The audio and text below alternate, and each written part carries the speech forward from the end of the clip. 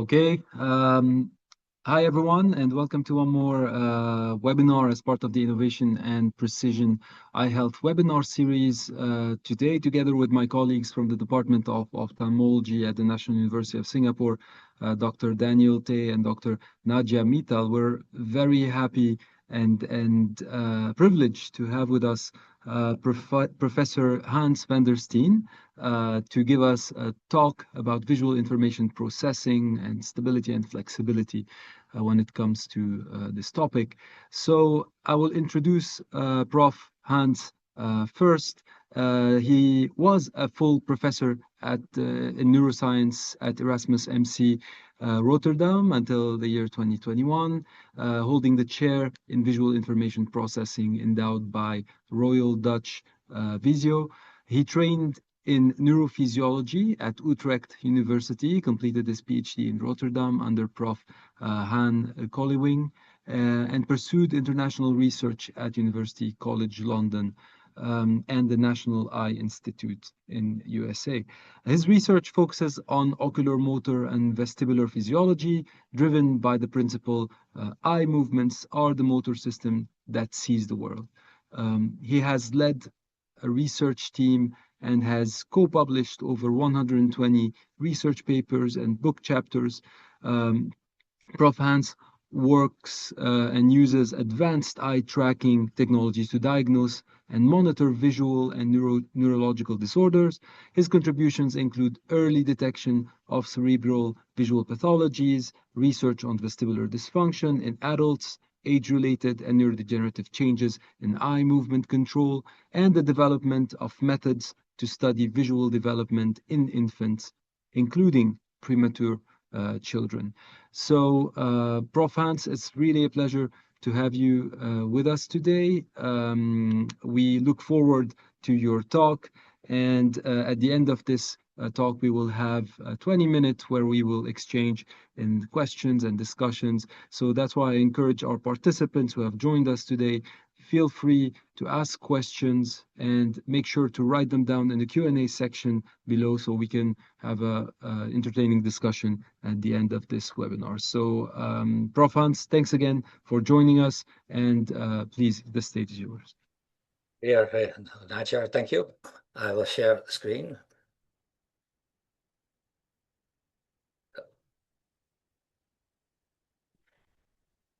Well, it's an honor privilege for me to be able to give your presentation to you all at the National University of Singapore.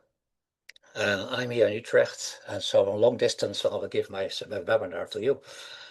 The title is on visual information processing of stability and flexibility. And in this webinar I will talk about the fact that we take it for granted that we perceive the world as stable, irrespective of we are stationary or we are moving around. But the question is thus, what are the underlying mechanisms of stable representation of the visual world during self and object motion? And that's the topic I've been studying for almost 40 years in my career. And I hope to give you some ideas about the current past ideas and new ideas about how it works. As already said, the motor system is the system that sees the world. Motors, you have to move your eyes, and at the same time you can take in the world by looking at it with your eyes. So it plays an essential role in image stabilization on the retina. So the oculomotor system itself is able to control the motion of the retina. It should be stable, but not completely stable. At the retinal level, there are three-dimensional ocular stabilization and binocular coordination are essential for an optimal representation of the visual world. It's not only one eye, we have two eyes, so it's also the binocular vision, which is in essence very important. If we first focus on the fact what stabilization mechanism we have, there are two contributions. One is for the visual system, and one is for the vestibular system. The visual system, its purpose there is to reduce retinal slip, so the image motion across the retina should be as small as possible. Not completely still, so still motions are there, but good enough to stabilize it. Then for the binocular system, we also have disparity sensors, so when the two eyes work together, and these disparity sensors, partly in the brain, have take care of the fact we have binocular fusion. So these mechanisms are also very important for binocular vision. At the same time, also the vestibular contributions are the fact that we have angular rotation sensors. These take care of head rotations that occur when we move our body and our head. And we also have translational movement sensors, which are also affected by the sulcus and the oculus. And these are important for sensing head translations, and they work together also with the visual system. So we'll go into this webinar how all these factors interact. There's one big problem at the beginning, that is the degrees of freedom. So if we make body movements and head movements in 3D space, we have in fact n degrees of freedom. So with multiple degrees of freedom, we can move around any motion we want to make. The vestibular system, in fact, has motion systems with 6 degrees of freedom. It can angular rotations, but also angular translations. And these are the canals. You can see here it's 3 planes. And also the sulcus and oculus will also having different connections in other dimensions. However, if we make eye movements, we can only have 3 degrees of freedom. We have 6 eye muscles, and they allow us for movements of the eye in 3 dimensions. So 3 degrees of freedom. On the other hand, we also have a foveal system in humans and monkeys, and this foveal system so it's one point of the way you can see sharp, but in fact that system is only 2 degrees of freedom. So the amount is different kinds of freedom. Somehow the brain has to take care of this, and hopefully you can explain it to extent during the webinar. Let's first look at our sixth sense. That's the vestibular system. It's very often overlooked, but in fact it's a 3D stabilization system in 3 dimensions, and it has unique properties to stabilize the movements of the eye in 3 dimensions. Controlled by controlling the 6 ocular muscles of each eye. So the 3 canal planes and horizontal canals, and we have 2 vertical canal planes in orthogonal directions. In its simplest form, this 3 neuron reflex is in fact it sends signals from the vestibular system, goes to the vestibular nucleus. There's a relay station in the brainstem, and from the relay station, the movement, my mouse is very sensitive. It goes to the eye motor muscles. It's a delay system, it's very fast system, only 8 milliseconds delay. So if the vestibular system senses angular rotations, it takes 8 milliseconds before the eye to respond, which is very fast. But in this way, the system is only in feed-forward pathway. There's no feedback, so there's no mechanism to tell the system, the sensor, if the output is correct. So that is its simplest form. For each canal has this kind of simple connection system, so these 3 neuron reflex arcs, but it's in different pathways. In fact, all go to the vestibular nucleus. You see here left and right the vestibular nucleus. At the left side here, you see the connections with the canals, and on the right side you see the connections with the auricular sulcus. So as you can see, there are different pathways into different parts of the vestibular nuclei. So each canal has different pathways into different parts of the vestibular nucleus. To make things slightly more complicated, so each canal has a connection to a different part of the vestibular nucleus, and then it goes to the motor nucleus. And as you can see in this slide, it's from a long time ago from a German colleague who made these slides. You can see specific connections from the vestibular nucleus to specific eye muscles. This canal here, this is the anterior canal system. So this canal, it connects to the superior rectus muscle and the inferior rectus muscle. And it's not a coincidence that the alignment or the pulling action of this muscle is the same as the rotation axis sensitivity of the canal. So if this canal is activated, it activates this muscle, which lies roughly in the same plane as this canal. The same principle is also for the posterior canal, which is the canal here. It connects via these pathways, via the vestibular nucleus, to the musculus obliquus superior and the musculus obliquus inferior. And it's on both sides. And the horizontal canals here, they have connected to the rectus muscle and the medial rectus muscle. See? So the specific pathways from the canals to specific eye muscles, and that gives you already quite an easy system effect in that sense. By doing so, it saves a lot of calculations inside the brain. So it's a very fast reflex. It enables you to have conversations in 3 dimensions. And this is in fact what you see if you stimulate these canals. This is the anterior canal. You see an upward and almost slightly rotated eye movement of the superior rectus muscle. And this is for the horizontal muscles. Now, in 1984, so it's a long time ago, I started my PhD, and my mission at that time was to study the vestibular ocular reflex in rabbits. In doing so, we came out with the results that the stability of the oculomotor system is for horizontal eye movements and also for vertical eye movements quite good. So in fact, if you look here in the light, for all the frequencies you can see, it's a stable, almost a 1.0 gain, and also for the vertical. In the darkness, you see, depending on the frequency, so in low frequency, the gain is very low, but it goes up to here at 0.1 hertz. It's already stable. The same applies for the verticals.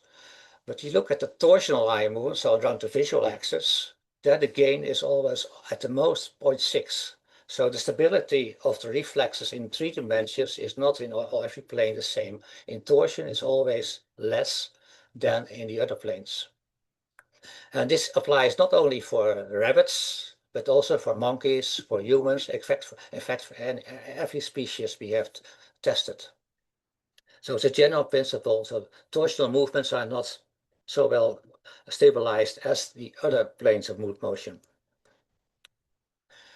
That's why it is design question matter, we don't know. As I said before, the vestibular system is a fast forward system in 8 millisecond delay, but in principle that's not enough. You need flexibility in this system. So we have an area, it's called the cerebellum, and a specific area, part of the cerebellum, the flocculus, is involved in eye movement control.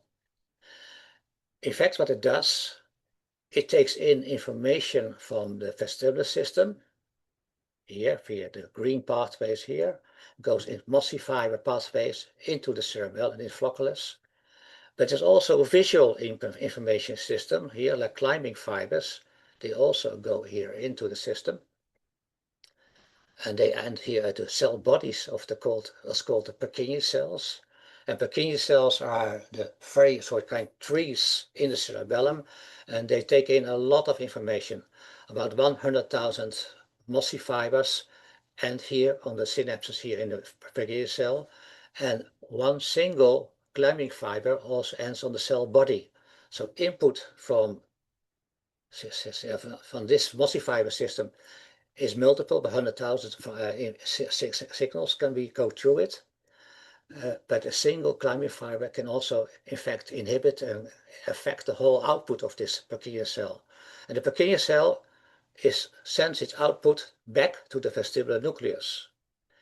And by its inhibitory output, so by increasing the output, it will decrease the amount of activation from the vestibular nucleus to the oculomotor muscle. So by this way, it can provide feedback information and cause a site of plasticity. So it can change the output from this system, signal sending in here and going to the eye muscles. And that is a very important aspect. And in fact, the lab in Rotterdam, where I've been working, is still working on this site of plasticity in many species in mice, but also still in rabbit, in humans, in monkeys. So plasticity is a very important aspect what we humans can have to deal with. And in fact, in humans, this is the cerebellum, the flocculus, and the vestibular nucleus is very close to this cerebellum. In my own career, I worked together with a colleague from New York University, Jerry Simpson, who passed away a couple of years ago, unfortunately. And we stimulated, and we recorded and stimulated in the flocculus, in the cerebellum flocculus, in the areas in the rabbit. And what we found in this, by doing so, is that we found different zones. And we stained them with acetylcholinesterase, and you can, if you hope you can see it, but this is the borderline between one zone and another zone.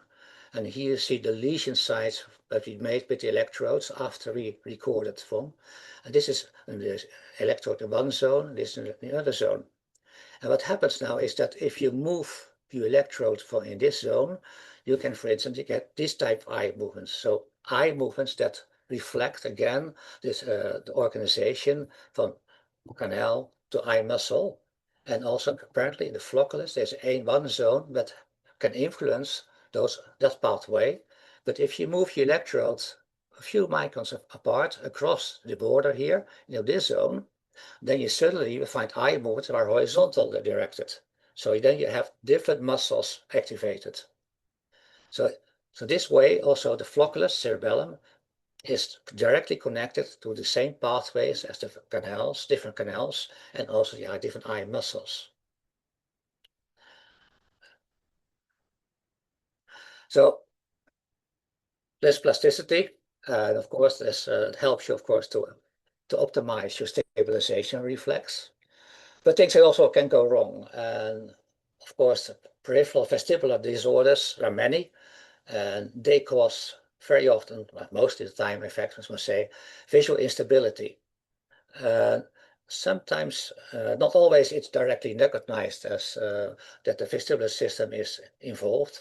For instance, if you look at the left here we see an example of a schwannoma, and a schwannoma is a benign tumor. It grows into this bony area here where the vestibular nerves go through to the brainstem. And then it starts compressing the cochlear nerves, so the hearing nerves, and also the vestibular nerves. And most of the time, patients come to the doctor with hearing problems. But in fact, many of them also have vestibular problems, as we'll show you in the next slide. Another phenomenon was discovered about in 1994, I think was the first time it was discovered. And that is a problem where you have, normally the canals are very firmly in the bone, petrosum, or the os petrosum, so it's a rocky bone with very sturdy bone, and this bone sometimes has a small hole, and then this canal is exposed. What happens then next, if there's a sound pressure wave coming into the eardrum, goes into this pathway in the canals, and then this canal here can expand, so it starts oscillating. By oscillating, there's also fluid motion, and then of course the hair cells in this canal start moving. The result is that this movement will also cause eye movement, so your eyes will start wobbling around. And that movement, of course, is very disturbing. In fact, people with this phenomenon, they had to stop working very often because they cannot do their job anymore. And this is just, we're going back to the schwannomas. This is some examples of maybe recordings on patients who had schwannomas, and it can be relatively mild schwannoma.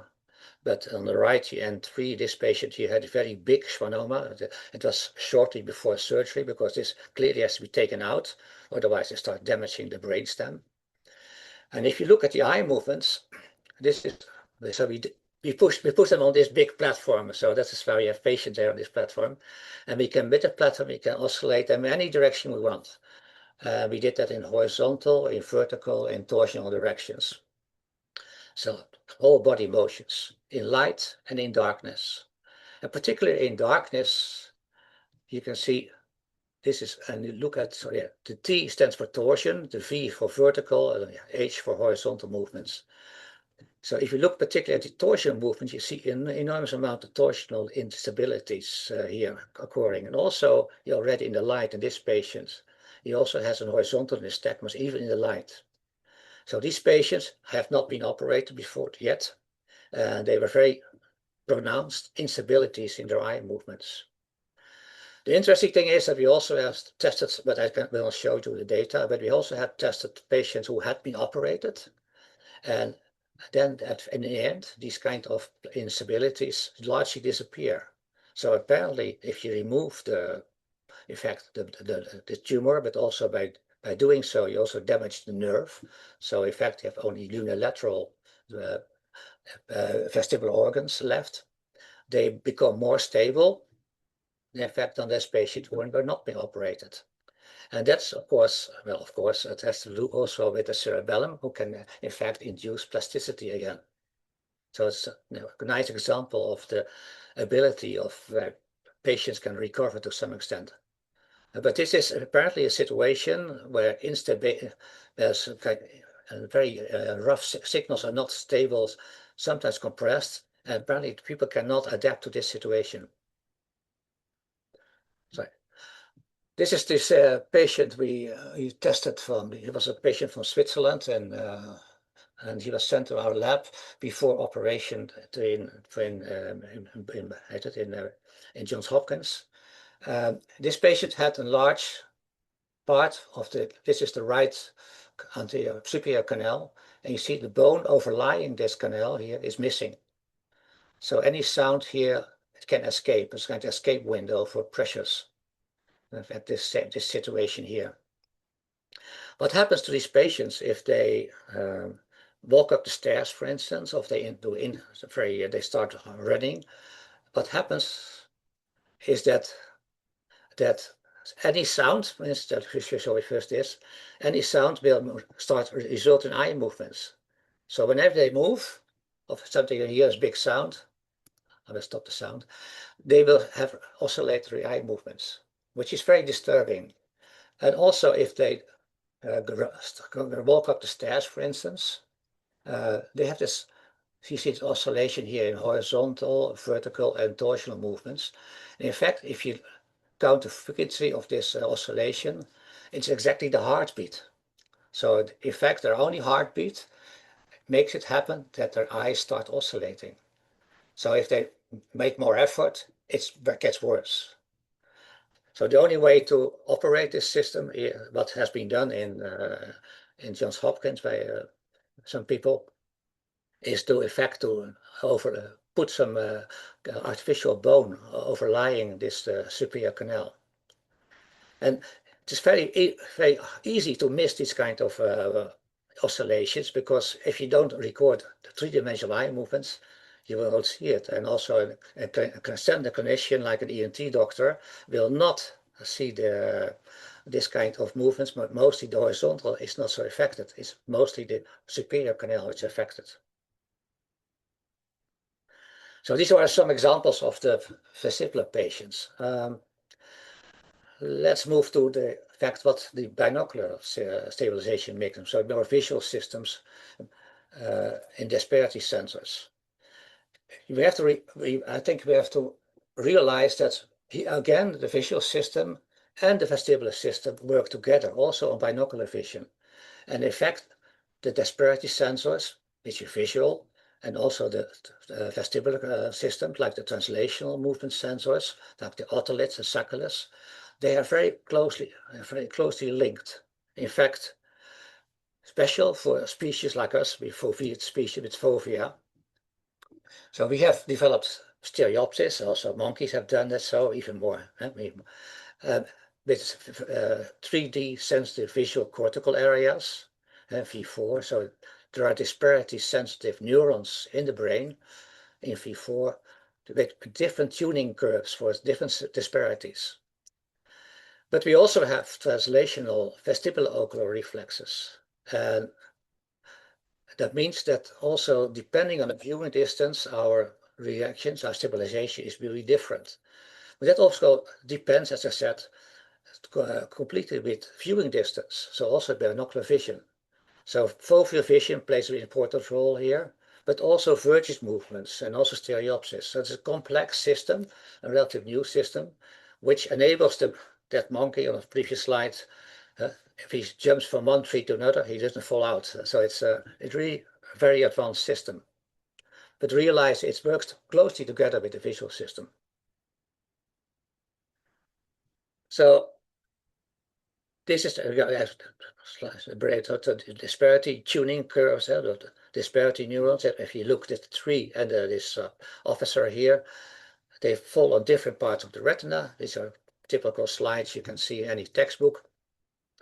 And this is called the binocular disparity. But it's not a trivial problem. There's a lot of many matches have to be made at a very early stage. And you have local disparity sensors, but also you have perception of disparity. So a long time ago, we worked on this in 2012. I think that was not so long ago, this century. Together with one of my PhD students, we designed an experiment where we have some kind of strange paradox. So if you look at binocular fusion, is very important. So what we did, we had a large screen. You have to imagine this screen is now 2 by 2 meters, and on the screen, one pattern is motion is moving horizontally, the green pattern. At the same time, the other dots are moving vertically. So you have two patterns moving in different directions. One green, and we look to it with diagoptic viewing. So one eye sees only the green pattern, and the other eye sees only the red pattern. What do you perceive? In fact, what you perceive is a kind of an oblique motion, up and down. So these are tracking movements by the hand, but with the joystick, see what the subject perceives, and in fact, it fits nicely what you expect. Now, the interesting thing is that you can.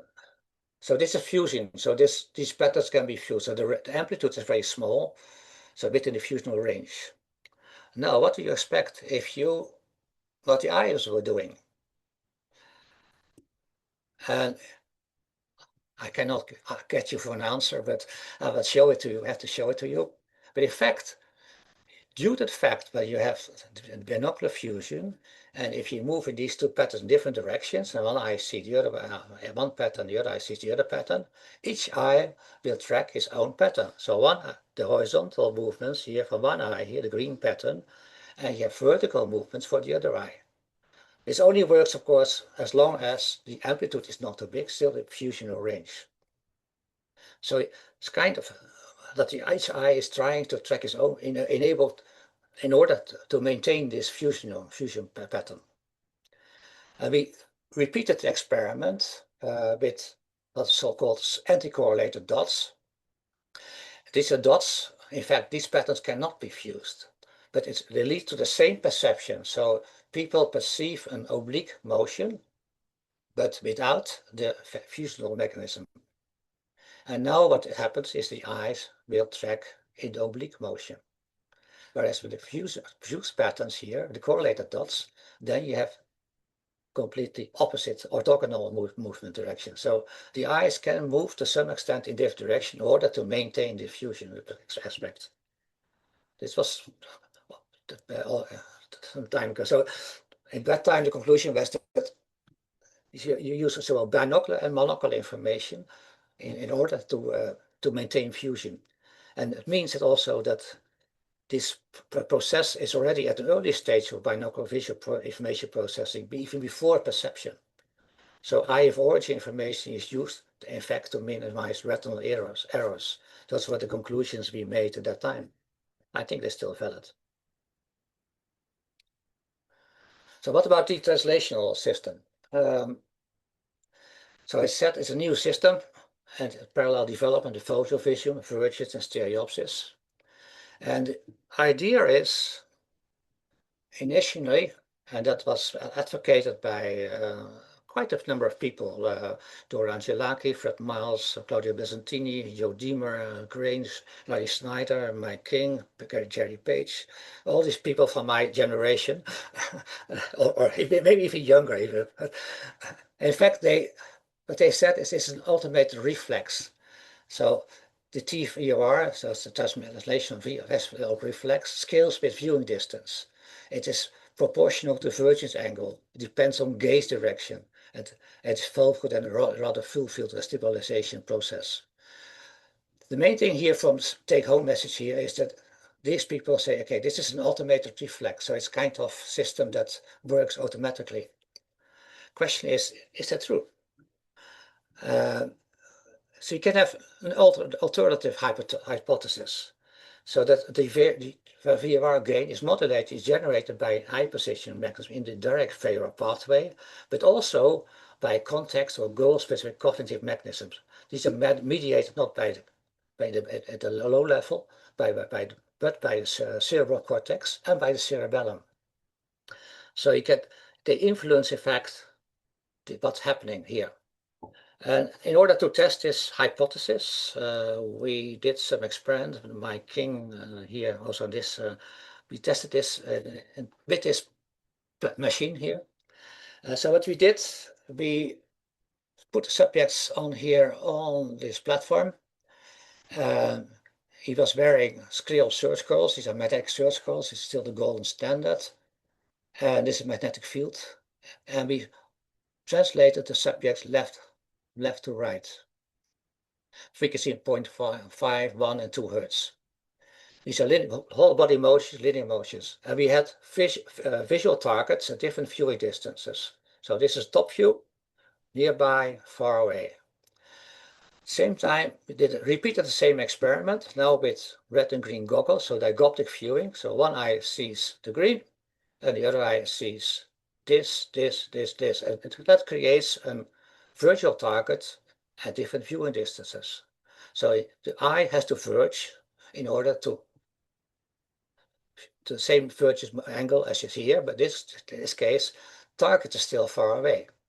So the question now is, if this is a real automated reflex and the verges angle would be involved, you would expect somehow that TVR would also be different. In fact, that's not the case. If you use real targets at far away, 50 centimeters, now this is what each eye is doing. This is the right eye, this is the left eye, they crossed. And this is the move to the eye. If you have nearby, of course, then the same motion will cause, you have to make larger eye movements in order to maintain fusion. So you can see this is 22 centimeters. If you use virtual targets though, where the fact that the target remains the same distance, then also the amplitude of the eye movement always remains at the same amplitude. So this is a kind of context sensitivity. So this knowledge, so not simple vergence angle dictates it, but also where is the target in reality. So this is another example where so it's the reflex system is not so much a reflex, but also depending on context dependent. And this goes further in a sense, and in modern times, more recently, people have started questioning to what extent is the cortex involved in stability and also in not only in combination with visual and vestibular aspects. So many of the recent studies, which I have not been involved in, but I think they're very important, they stepped away from the classical approach that the vestibular system is a simple reflex system and the visual system is a simple reflex system. So cognitive factors are more and more recognized as being important. And that helps to understand, hopefully, people, for instance, who have chronic dizziness disorders, who have instabilities, which are difficult to explain by defects in the vestibular system itself, so the sensors. It also may explain, help you to understand that vestibular and visual systems together are very important in spatial navigation, also in spatial memory, so where we are in space and how we move in space. And also what kind is the role of visual information in context-specific modulation with the VOR? Is the VOR a simple reflex, or can you also sort of modulate it by cognitive aspects, by will, voluntary effort? So those are the three aspects I'll be focused on my last section of this presentation. So we all know by now that the visual system, the cortex, is far more complex than just the retina. It's just really a lot of areas involved. In fact, 40% of your brain is estimated to be involved in visual processing. And it looks for oculomotor control, premotor, for hand control. It also has memory functions, so the ventral pathways, dorsal pathways. But recently, in different review papers, we see a more complex system, where you here see the vestibular system, the vestibular nuclei, and no longer you only see the eye movement reflex, we see also the connection with cerebellum nuclei, and then it goes up the thalamus areas, the posterior parietal cortex, oritosplenial cortex, and hippocampus in the renal cortex. And also here this part, we see also the retina with the visual cortex. So you see a clear interaction in these schemes between vestibular systems and the visual systems. And this complexity was I think started, I said, the original person who realized that the cortex is also involved in vestibular processing was Joachim Grüßer from Berlin. He was the first person who made recordings in the cortex, and he found vestibular involved neurons in the cortex. And nowadays, there are a lot of papers that have come out of this. I see a lot of maps, in fact, in the brain that relate, in fact, to the vestibular system. You have self motion versus object motion, you have object locations, maps, you have body motions, objects related to the head, self-object motion orientation, place cells, grid cells, allocentric, egocentric pathways. So everything here has to do with the vestibular system, but also with the visual aspects. And I think this review paper, and a review paper in neuroscience that came out 2 years ago, I think, nicely laid this out. That is not just a vestibular organ, a simple reflex system. It's not just a retina and that's a visual processing, but these systems work together, very closely together. And in fact, also in diseases, it's very important to realize that these systems work together. For example, I've here, this is from Jeffrey Staab. He's a psychiatrist, and he's one of the persons who has been extensively studying the people who have persistent postural perceptual dizziness. PPPD is a condition where people have had some kind of vestibular problem. It can be Meniere's disease, another medical event. It can also an acute attack of anxiety. So in fact, it causes a threat.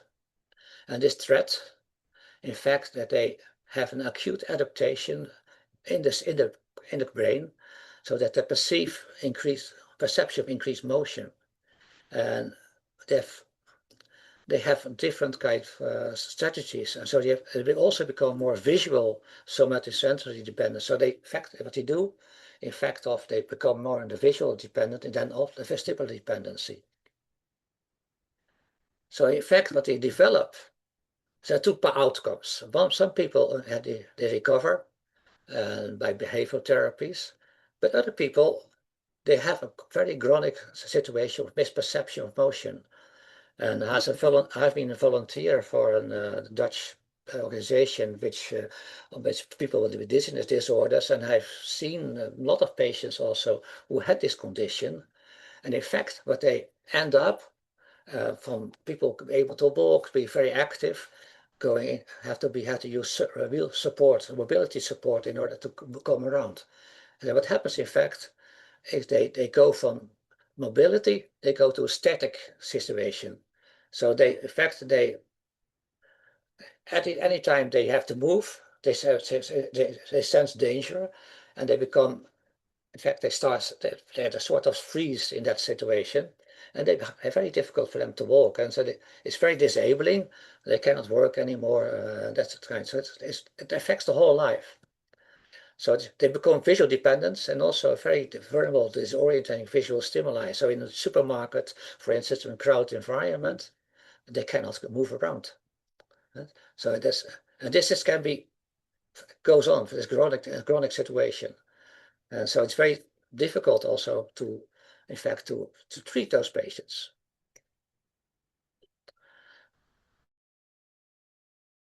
And it's a very interesting situation. And this disease has been, in my time when I was teaching, it didn't exist. And nowadays it's one of the most prominent disorders. Also to finalize, I thought if I finalize this webinar also with a very recent paper from my own group. It was published in the end of the year in 2025. And what we did, we used the same platform, as I showed you before. And but with this platform, we stimulated people in horizontal, vertical, and torsional oscillatory motions. And the conditions what you had, that people have eyes open in the dark, but also the other situation, the eyes closed in the dark. And we recorded with search coils, which means there's got contact lenses on the eye, so we could use both, compare both the conditions directly with the search coils. You cannot do that with infrared recordings. And what happens, to our surprise, in fact, is that if you oscillate in the dark, the gain is reduced, but is normal. Also, you can say was also in rabbits, you find in the rabbits. And again, you see a lower torsional reflex. The gain here 0.7. So this is just dark, eyes open. However, if you do the same stimuli with eyes closed, so voluntary closing of the eyes in the dark, you see the gain completely stops, almost completely stops at 0.2. And also even this one goes down. So this is typically a voluntary reflex, and we repeated this experiment also, at least Cathy Cullen did this in Johns Hopkins with monkeys. Monkeys do exactly the same thing as humans. They have a voluntary reflex, closing your eyes, the gain drops immediately within several milliseconds. And in fact, if you ask somebody, we asked the subjects to repeat experiments with step stimuli also. This is quick step to the left, to the right. If you compare them eyes open in the dark and eyes closed, here you see eyes open, his eyes closed, and there's no response. If you have the eyes restricted, it means that the eyes lids were taped, and they asked them, try to open your eyes. Of course they can't, but it's taped. They see already an increase in the gain, not as much as with the eyes open, but there is a voluntary effort to increase the gain again. So again, you see the fact that this voluntary effort, you can just modulate the simple reflex. So this is another example of how reflexes can be modulated, and depending also on context. So what I've been trying to cover in this presentation is that we have a visual vestibular system that provides 3D ocular stabilization mechanisms, where stabilization around the visual axis, torsion eye, is always less than the other reflexes, so there's some differences. But torsion has been largely ignored, unfortunately, but I think it's still important to measure torsion, because it can tell you something about problems. I was too quick. Outer cerebellum, so cerebellum, especially the flocculus, provides eye muscle-specific plasticity. So the different pathways project a different part of the cerebellum for the different aspects of the eye muscles pathways. There's a context-specific modulation of translational ocular reflexes. So the context is important for modulation. There is also some part of monocular control part, eye origin information for binocular eye movement control, which can lead to this paradox of eye movements are in different directions. And I think for the recently more important it is that there are extensive vestibular visual integration pathways for spatial updating, for memory and support.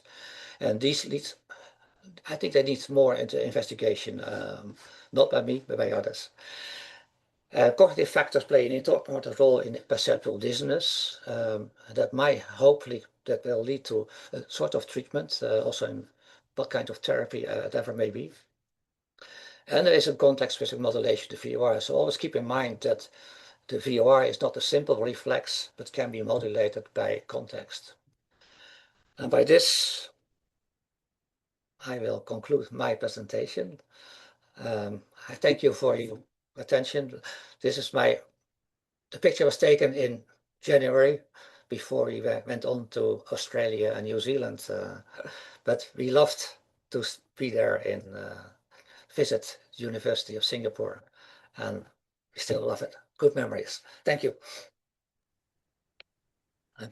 Thank you. Yes, perfect. Thank you, Prof. Hans, for a very didactic talk. Stop sharing? You can stop sharing, I guess. Yes, that's fine. Yeah, thank you. So I will invite my colleagues, Dr. Daniel Tay, who is a principal investigator, assistant professor in the Department of Ophthalmology. Daniel is a visual neuroscientist. He works a lot on visual neuroscience and animal models, so this may be a bit new for him in terms of eye movement, but Daniel always has interesting questions to ask to join me as panelist, and also Dr. Nadia Mittal, who is a postdoctoral research fellow in my group, the Eye and Brain Research Group at NUS. And Nadia also knows Prof. Hans, because I think she did her PhD remotely in a way and not remotely in another way with Prof. Hans. So she works on eye movements in different eye diseases. So both Daniel and Nadia will join as panelists in this discussion. And of course, to the audience, feel free to ask questions in the Q&A section. Maybe I can start with a quick question just to make these in a way complex connections between the ear, the eye, and the brain, or the ear, the brain, and the eye, a bit more relatable to human situations. The last study you talked about, Hans, you mentioned eyelids having control over ocular movement in a way, right? Which I found interesting the last time we spoke about it. How does that relate to real life? Can I, and I may be simplifying it, I may be totally wrong, is this linked in any way to the fact that if we close our eyes while driving, while sitting in the back of a car, if we're dizzy and we close our eyes, we get less dizzy? Is that linked in any way? That certainly makes part of it, of course. If you close your eyes, of course, if you drive, you're passively moving in the car. If you're not actively moving, you're driving yourself, you won't get motion sick, but mostly not. But if you're sitting next to the driver and you're sensitive to it, because the passive motion that tells you there's kind of conflict there sometimes. So it might be that related to the fact there's a delay in the system. So the vestibular system is very fast. The visual system, which is 100 milliseconds at least delay. So that also might cause you kind of translational problems. But if you close your eyes, you don't have to worry about that conflict. But the other hand, also voluntary closing of your eyes can also be helping you if you are focusing more on the fact you're stabilizing yourself. You're standing, in fact, on a platform, and you have to stabilize yourself let's say you're standing on a bar. If you if you close your eyes, you can focus more on the fact on the other reflex, like your proprioception, than your visual system. So you can also modulate these reflexes. And that's also in fact the origin where it came from, this kind of experiment. Patrick Forbes was my colleague. He's studying the stabilizing reflexes. And it was a coincidence. He said, well, when I do it, always ask my persons to close their eyes. And then he gets enormous responses in the angles, in proprioceptors. I say, yeah, well, we never said close, right? We said just turn off the lights. Yeah. And that somehow, what would be the difference? So it's correct. So it's kind of, yeah, happened to be the question. Yeah. Very interesting, because again, to reiterate this, the darkness Mm-hmm. is, well, if you, the eyelid control, closing your Yeah, your yeah, eyes yeah, has an effect, whereas yeah. darkness does not necessarily have the same effect. Is that it? No, that has an effect, of course, because if your visual systems work together, you have perfect stabilization. So the vestibular system alone at low frequencies is not enough. In Hmm. fact, yeah, Very interesting. yeah, yeah. Okay. Daniel, Nadia, any questions from your side? Yeah, thanks, Professor Hans. That was a very eye-opening talk. Eye Yeah. closing. So I have numerous questions, and one of that probably raised by Raymond already. Uh-huh. The other questions are, how does aging affects the VOR system? And also, have Uh-huh. you considered how have you checked whether VOR system are affected in ADHD condition or neurodegenerative condition when they have eye saccadic movement issues? I don't think they have issues or they have inhibitory Mhm. stopping it or whatever. Yeah. Yeah, So yeah. what's your view on that? Yeah. Okay. Now to start with the last one, these patients we had, they did have other conditions. So we have tested patients with Parkinson's disease and also neurodegenerative diseases. But that's what with voluntary eye movements indeed. And in fact, there's another story. We can have a webinar on that, but I won't do that. But the other question was, I say, can you repeat again the first part? ADHD, Oh, yes, attention. yeah, Yeah. yeah. There were no ADHD patients here in that sense. No. So that's anxiety disorder. So these patients, like, especially the last part, I did investigate myself, but was in London last year, and I was very puzzled by the idea of how this PPD chronic conditions can affect patients. And, and this really is, the cause is really vestibular. And in fact, what happens, many of these patients had Meniere's disease. But Meniere's disease over the years can sort of fade out because the vestibular apparatus yeah, becomes worse and worse. So the attacks disappear, but the effects, some chronic effects, appear. So it's a long-term effect. So it's a very strange situation. So it's a kind of absolute mental condition where in fact where people just stop moving around, and because anxiety may be yeah, a factor. Yeah, but Thank you. very they're very difficult to treat these patients, I can tell you. Yeah. Yeah, yeah, Thank you. Yeah. yeah. Najia, you have anything? Yes, Miss, actually, thank you so much for accepting our invite. I'm really privileged and honored to be a co-panelist here because I was your PhD student who had the opportunity to train under your guidance. So I'm really thankful to Dr. Ray for having me on board today. I have a couple of questions, but in interest of time, I would like to restrict to two. This is a very practical question. If we are trying to mimic eye movements and visual behaviors in a controlled lab setting that is largely restricted to a two-dimensional plane, how comparable do you think those findings are to the real world three-dimensional visual environments? Yeah. Limited, I think. That's of course why we can eye moves in natural world far more interesting in that sense, and also I think in relation to the research you were doing nowadays in myopia. So activity and moving around in the 3D world needs to be done is binocular eye movements, but also different vergence angles. You look at different angles. So one eye might have a different angle, viewing angle on the other eye, and you switch all the time from far to near viewing. So if you compare, of course, with development of myopia, there's no direct proof that this causes myopia, but there certainly is a relationship between accommodation, vergence, and myopia development. But what's causing is the chicken and egg question: what's first, what's later? But I think a lot of things can be done there. There are also binocular eye movements. For instance, I was reading some literature recently about it.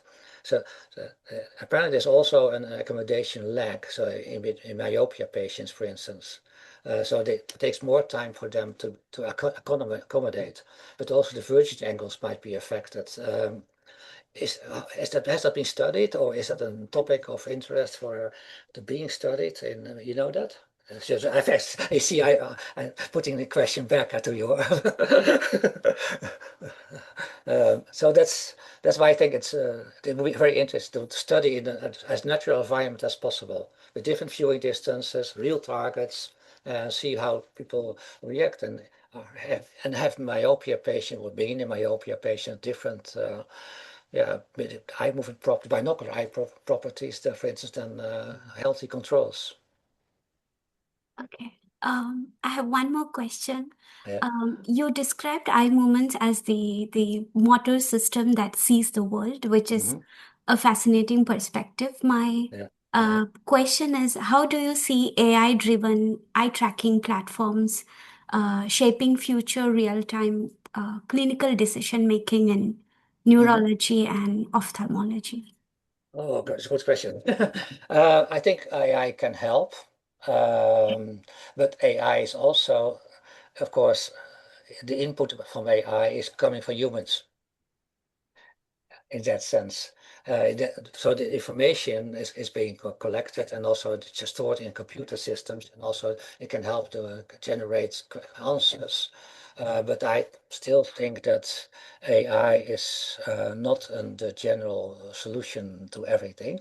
It can help to, let's say, to make a easier diagnosis, and this based on information that's available. But I think we should never forget that the information that comes into this computer in AI is coming basically originally from humans' research, and also. But by the time that AI starts generating its own conclusions, I will always, maybe I'm getting too old, but I will always like to check that on that before. Yeah.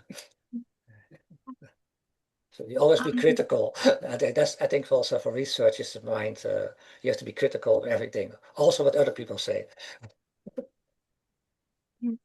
Okay. Over to you, Dr. Lee. Excellent. Thank you, Nadia. Thank you, Daniel. Maybe I have one last question, and it may be a tricky one because I didn't understand why torsion movements are not as stabilized by the system. And what is an example of a torsion movement of the eye, for example? Torsional movements are movements around the visual axis. And you can, of course, just if you have a visual stimulus like a screen, you can rotate it around this. It will generate optokinetic nystagmus. In fact, if we had a long time ago, and humans certainly do that, also rabbits do the same thing. So visual stimulation can lead to torsional eye movements, but it's very slow, and the gain is always 0.5, 0.6, 0.7. Why it is? Maybe it's because it's not trained that well. If you have horizontal or vertical movements, your two-dimensional system, like your pursuit system or optokinetic system, works in 2 dimensions, 2D. Movement around the visual axis, they're not